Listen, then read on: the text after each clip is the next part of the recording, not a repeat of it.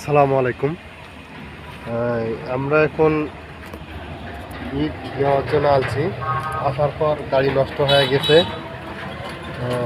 এই জন্যে এক জায়গায় চাপে আপনাদের মাঝে আমি এই ভিডিওটা করা, যে আপনারা অবশ্যই সচেতনভাবে গাড়ি চালাবেন, বা কী সমস্যা হয় অবশ্যই আপনার এটা নলেজে থাকতে হবে। ইনশাল্লাহ চলেন আর একটু দেখে এসি।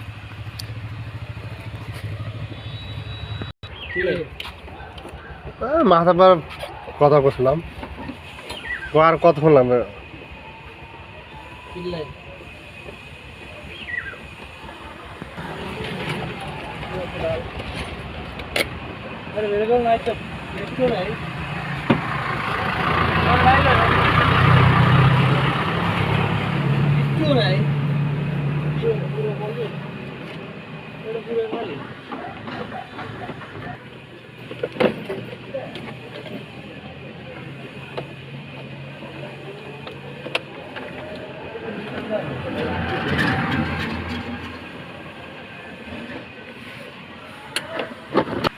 ইনশাল্লাহ সবাই ভালো থাকেন। আল্লাহ হাফেজ।